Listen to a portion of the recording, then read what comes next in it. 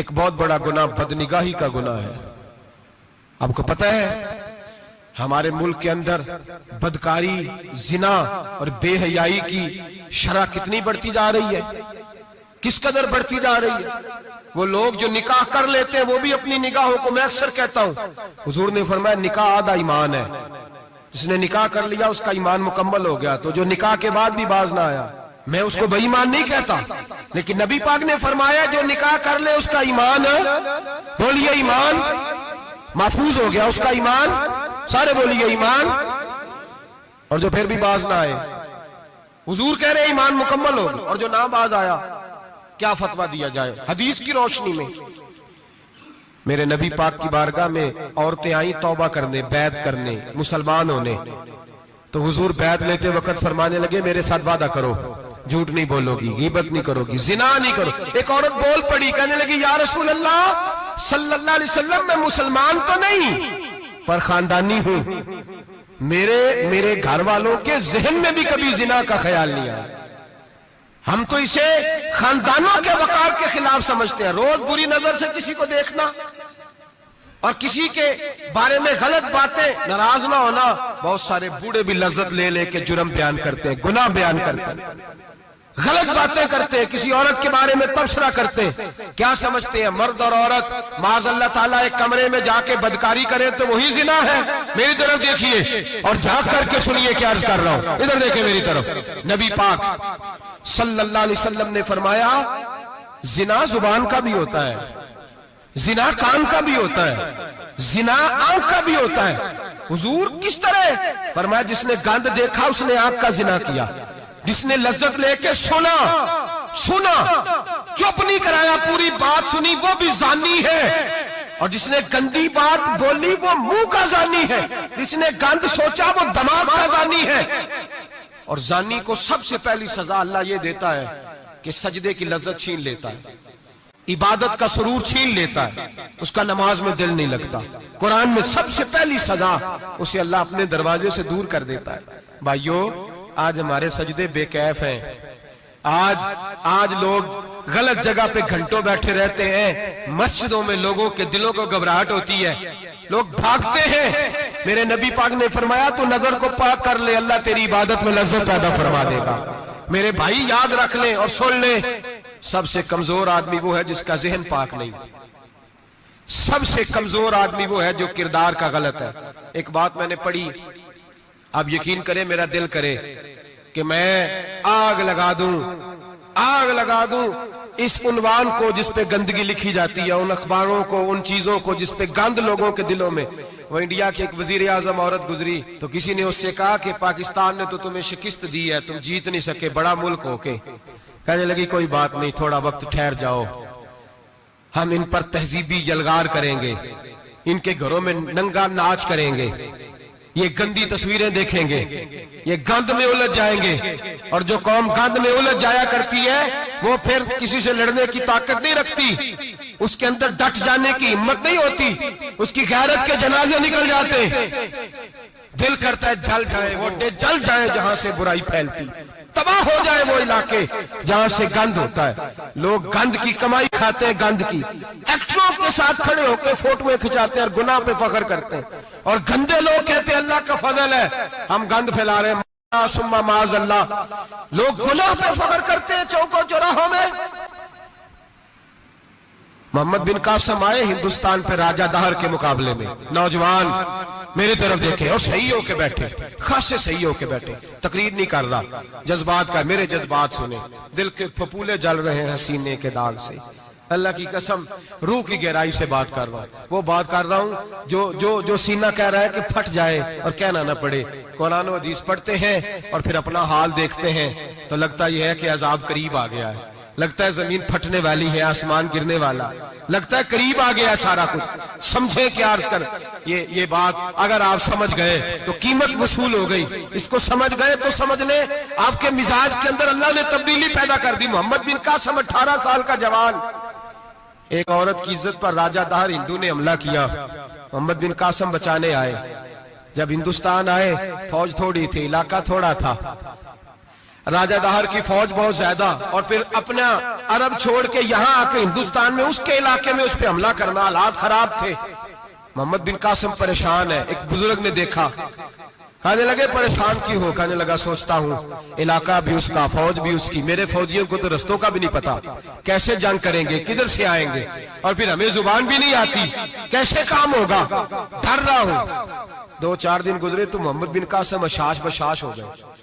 وہ بزرگ کہنے لگے خیر ہے، بڑے مطمئن ہو گئے ہو؟ کہنے لگے بس راجہ دہر ہم سے مقابلہ نہیں کر سکتا، راجہ دہر ہمارے مقابلے میں کھڑا نہیں ہو سکتا، وہ گرا کے گرا، وہ لڑکھڑایا کے لڑکھڑایا، ریزہ ریزہ ہو جائے گا۔ کہا آپ کو کیسے خوشخبری مل گئی؟ کہنے لگے مجھے پتا چلا ہے کہ راجہ دہر ذہن کا گندا ہے، وہ تو چچا کی بیٹی کو نہیں چھوڑتا، ماموں کی بیٹی کو نہیں چھوڑتا، خالہ کی بیٹی کو گندی نظر سے دیکھتا ہے۔ جس کا ذہن گندا ہوتا ہے وہ کسی کا مقابلہ نہیں کر سکتا، ہمیں فتح ہوگی، فتح، وہ گرے گا۔ وہ بزرگ کہتے ہیں میں سمجھ گیا کہ واقعی سے فتح ہوگی۔ آج کشمیر کیوں آزاد نہیں ہو رہا، فلسطین میں آگ کیوں لگی ہوئی ہے؟ مسلمان جب تک ذہن کا گندا ہے کمزور ہے، جب تک ذہن کا ناپاک ہے کمزور ہے۔ حضرت سعد بن ابی وقاص رضی اللہ تعالیٰ عنہ فرمایا کرتے تھے اللہ مسلمان کی مدد اتنی دیر تک کرتا رہتا ہے جتنی دیر تک مسلمان کا ذہن صاف رہتا ہے، کردار پاک رہتا ہے۔ آگ اس لیے معاشرے میں لگی ہے۔ نوجوانوں تم کہتے ہو کامیابیاں نہیں ملتی، اسے کیسے کامیابی مل سکتی ہے جس کا ذہن ہی صاف نہیں؟ وہ کیسے دنیا کی بازی جیت سکتا ہے جس کی نگاہ ہی پاک نہیں؟ وہ کیسے آگے بڑھ سکتا ہے جس کے کردار میں پاکیزگی نہیں؟ اپنے آپ کو پاک کر لو، اللہ ہر مشکل میں تمہاری مدد فرمائے گا، ہر رستے میں تمہاری مدد فرمائے گا۔ اور میں نے کہا جب آدمی ناپاک ہوتا ہے تو رب کریم اس سے عبادت کی لذت چھین لیتا ہے، اور اللہ کی سب سے بڑی سزا یہ ہے کہ کسی کو سجدہ نہ لمبا کرنا دے۔ رب کریم سب سے زیادہ اس سے ناراض ہے جس کو قرآن پاک کے کھولنے کی توفیق نہ ہو۔ سب سے زیادہ رب کریم اس شخص سے ناراض ہے جو اللہ کی بارگاہ میں جھکنے کی لذت چھوڑ جائے۔ میرے نبی پاک سید عالم علیہ السلام کے صحابہ لمبی عبادتیں کرتے تھے، لمبی۔ کسی نے کہا تھا روم کے بادشاہ تھے کہ یہ مسلمان فاتح کیوں ہو جاتے ہیں؟ تو اس نے کہا میں نے مولا علی کے زمانے میں جاسوسی کرائی تھی، پتا کیا تھا کہ ہر میدان میں کامیاب کیوں ہوتے ہیں۔ تو کہتے ہیں میں نے دیکھا یہ دن کے مجاہد ہوتے ہیں پر رات کے عابد ہوتے ہیں۔ کہا میں بیٹی نے پیغام بھیجا، کسوڑیا کیا کروں، انتقال کر گیا میرا باپ، سایہ اٹھ گیا، حکم کیا ہے؟ مدینے کے چاند کے وہی جملے، خامند کی اطاعت کرے گی تو اللہ بہتر جزا دے گا۔ دوستو یہ ہیں میرے رسول کے ماننے والی عورتیں۔ بیٹیوں دیکھو شوہر کی اطاعت کسے کہتے ہیں۔ یا رسول اللہ باپ انتقال کر گیا، دفن ہو گیا، حضور نے فرمایا پتہ کرو گئی کہ نہیں گئی۔ صحابہ لوٹے، کسونیا قربان جائیں تیرے نظام پر، آقا قربان جائیں تیرے فرمان پر۔ تیرے جملوں کی تاثیر ایسی ہے کہ عورتیں اگرچہ کمزور ہوتی ہیں پر تیرے دین کی پہرے دار بن گئی ہیں۔ حضور آپ کی سنت کے لیے استقامت کا پہاڑ بن گئی ہیں۔ حضور وہ گئی نہیں، کائنات کے امام نے ہاتھ اٹھائے، رسول پاک نے ہاتھ اٹھائے، اور صحابہ فرماتے ہیں آج اس عورت کے مقدر جاگے، چند آنسو حضور کے گرے، اور پھر چہرے پہ ہاتھ پھیر کے فرمایا جاؤ اسے جا کے خوشخبری دے دو، تو نے اپنے خامد کی اطاعت کی ہے، تیری اس فرما برداری کی وجہ سے اللہ نے تجھے بھی بخش دیا ہے، تیرے باپ کی بھی بخشش فرما دی ہے۔ تو نے خامد کی اطاعت کی تو بھی بخشی گئی۔ عورتیں، میں نے ایک حدیث پڑھی، خدا کی قسم اٹھا کے کہتا ہوں، حدیث پڑھی اور پھر میں نے کتاب بند کر دی۔ میں نے کہا اس سے آگے میرے اندر ہمت ہی نہیں ہے، میں پڑھ ہی نہیں سکتا۔ میں نے جیسے کہا کہ پہلے تو صحابہ کرام میں اہل بیت کو ہم معصوم نہیں مانتے، ان سے جو کوتاہیاں ہیں وہ بھی ہماری اصلاح کے لیے ہیں تاکہ ہمیں توبہ کے طریقے سمجھ میں آ جائیں۔ عزیز دوستو، میرے محبوب کی شہزادی، بس رسول اللہ صلی اللہ علیہ وسلم کی شہزادی سیدہ فاطمہ محبوب پاک کی بارگاہ میں آئیں، رنگ اڑا ہوا ہے، آنکھیں رو رو کے تھکی ہوئی ہیں۔ محبوب کی شہزادی در رسول پہ آئی، آ کے حضور کے سامنے کھڑی ہوئی، کہا یا رسول اللہ صلی اللہ علیہ وسلم، हुजूर आज मैं बड़ी उलझन में फंस गई थी, आका आज मैं बड़ी परेशान हो गई थी।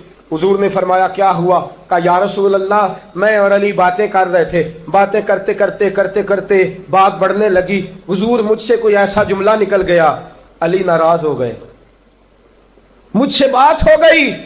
दोस्तों, दुर्रतुन नासिहीन में साहिबे दुर्रतुन नासिहीन लिखते हैं, कहा अली नाराज हो गए। सैयदा फातिमा फरमाती है मैंने 70 चक्कर लगाए अली के कमरे के। कितने? बेटियों, खामन की इताअत में तुम्हारी जन्नत है। और माँ बाप भी जरा ख्याल करें, माएं भी जरा ख्याल करें। मेरे रसूल पाक ने फरमाया जो किसी औरत को उसके खामन के खिलाफ भड़काता है, जो किसी औरत को उसके खामन के खिलाफ भड़काता है, अल्लाह उसे जन्नत की खुशबू भी अता नहीं करेगा।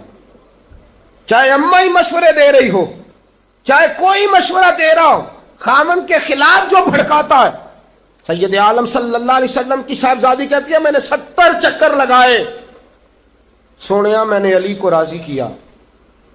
हुजूर अली राजी हुए हैं तो खबर देने आई हूं, बस इससे ज्यादा बड़ी बात और नहीं मिल सकती। दिल के कान खोलना, जरा जागना, जरा उठना, जरा टेक छोड़ना, जरा गौर करना। ये क्या जुमले बोल दिए मेरे रसूल ने? हुजूर ने फरमाया फातिमा, ये वो फातिमा है कि जो जन्नती औरतों की सरदार है। ये वो फातिमा है जिनका दुपट्टा अगर कभी वाज़े हो जाए तो सूरज मुंह छुपा के निकल जाए।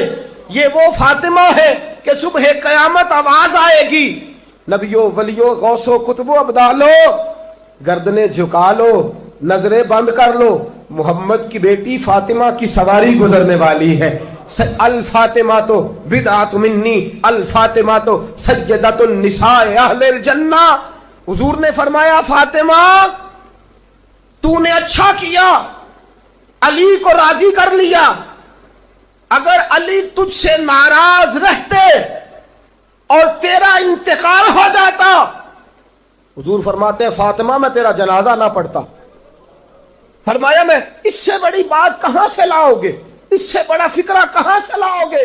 फरमाया फातिमा मैं तेरा जनाजा ना पढ़ता इसलिए कि तू मौला कायनात की बीवी है। अगर तुझसे अली नाराज रहते, और फिर मेरे हबीब ने फरमाया जिसका खामद उससे राजी होता है उसका अल्लाह भी उससे राजी होता है। फिर अपनी बेटी को फरमाया बेटी याद रख, कोई औरत इतनी नमाजें पढ़े जितनी हजरत ईसा की वालदा मरियम ने पढ़ी थी, इतना कुरान पढ़े जितना जनाबे मरियम ने पढ़ा था, इतना कुरान पढ़े जितना हजरत मरियम ने पढ़ा था, लेकिन फिर भी अपने शौहर की नाफरमानी करे, फरमाया अल्लाह उसकी इबादतें कबूल नहीं करेगा, अल्लाह उसकी रियाजतें कबूल नहीं करेगा, तिलावतें कबूल नहीं करेगा। कबूल तब करेगा जब शौहर की फरमा बरदारी करेगी, कबूल तब करेगा जब शौहर को राजी करेगी। दोस्तों, बड़े नसीबों वाली हैं सैयदा फातिमा कि सैयदा फातिमा ज़हरा का जनाजा उठा तो सबसे ज्यादा आंसू जिसने बहाए वो शेर खुदा मौला कायनात हैं। फरमाया फातिमा मैं तुझसे लम्हा लम्हा राजी रहा। फातिमा तो ऐसी बीवी थी कि कायनात में दूसरी कोई नहीं मिलेगी। और दोस्तों, बड़ी नसीबों वाली थी सैयदा खतीजतुल कुबरा। नाजो नाम में पली हजरत खतीजा, मक्के की मलका है जनाब खतीजा। इतना माल है कि मक्के में किसी और के पास इतना नहीं। गुलामी मुस्तफ़ा में आई हजरत खतीजा, सारा माल हुजूर के कदमों पे कुर्बान कर दिया। 3 साल शेब अबी तालिब में पत्ते खा खा के गुजारा किया। दर्जनों और 20 कनीजे घर में हैं, लेकिन हजरत खतीजा मुस्तफ़ा के लिए रोटियां खुद पकाती हैं। हजरत फातिमा नबी पाक की खिदमत खुद करती हैं। हजरत खतीजा रसूल पाक की नौकरी खुद करती हैं। बीबियों सुनो, जब कोई औरत अपने शौहर की खिदमत करती है तो जज़ा क्या मिलती है। इस उसवा